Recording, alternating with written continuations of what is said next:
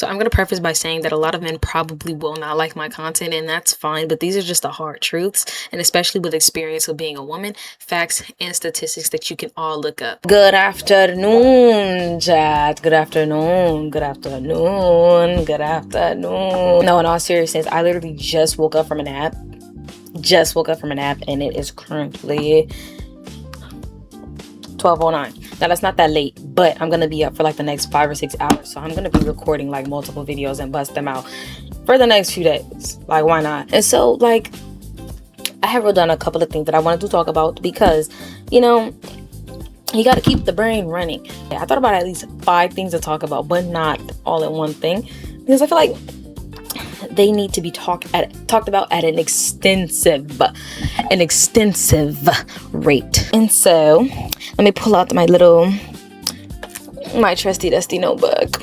There's like 6 things on here that I wanted to talk about, and I feel like they're very, very, very important cultural issues of today, and it's really heightened within these past few years. For myself, I'm seeing, but that can also be because I'm a little bit older and I'm paying more close attention to how the environment is. So today I wanted to talk about the male attention. It's about wanting to appeal to a whole group of people that do not look like you. So I'm gonna put it like this, right? We as women, right, have the view of what men could never ever have in their life.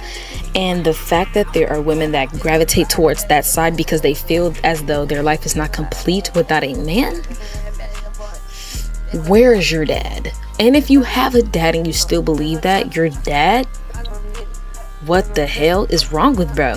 Because, like, let's really break it down, right? Because let's just say, like, people that say that they have daddy issues, that's why they turn out that way. Yes, it can be because I have friends just like that, and their dad is either not as present or they don't have one at all. And in all honesty, wanting male attention is not ideal because you attract the wrong subset group of men. You can easily just look up how wanting male attention looks for you. And so I want to be very apolitical on this channel, but sometimes stuff gets political. It's not me being woke. It's not me being, you know what I mean? Things are just political. Everything is, you know what I mean? And so we have a woman like Pearl. She's a Republican, conservative in particular, and she is one of those male attention grabbers. Mind you, she has the subset of what women should do in order to get a man, X, Y, and Z, requirements. She doesn't even fit them. What honestly bothers me about these women that have something to say about how to attract a certain man, attract the high value, blah, blah, blah, yada, yada, they're nothing like that. It makes zero sense to me. I hate that we made feminism a buzzword. I think that people need to open a book and see what feminism is originally about. If somebody says they're a feminist and they're saying KAM, they're not a feminist. Please use your brains. Like, oh my God. But basically, Pearl is like, oh, you need to be a virgin. You need to be a stay-at-home mom. She's neither of those things. I see her in the press media more than she's at her house. More on podcasts than anything. So what about you is housewife material? This lady is about 35. Isn't married, engaged, let alone has a boyfriend. So if this really works, if it really, really works, why isn't it working for you? Like, I can't be the only one that thinks that that's kind of crazy, right? Like, I'm just saying, like, quite literally. And it's not just, and to preface, I want to say it's not just conservative women. There are very women that are on the left-leaning side that are just like this too. But I brought that prime example because that's the most, like, notable example that I can give. Or Candace Owens even. She was on that 20 versus 1 on Jubilee, and she was talking about stay-at-home moms or whatever. I believe she's married though. I believe she is married, so she'll have a pass or whatever. She's not a stay-at-home mom. So who are you to tell somebody else that this works when it didn't work for you?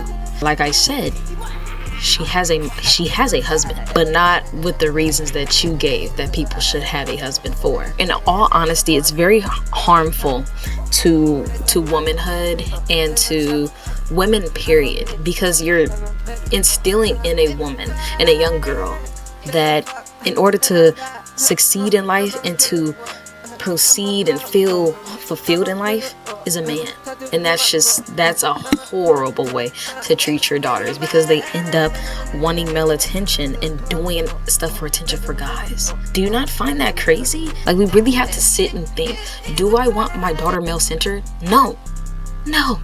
A lot of men don't. There are the few cases of men that treat their daughters like maids and stuff like that, because that's what they dream of their woman to be, and that's not okay.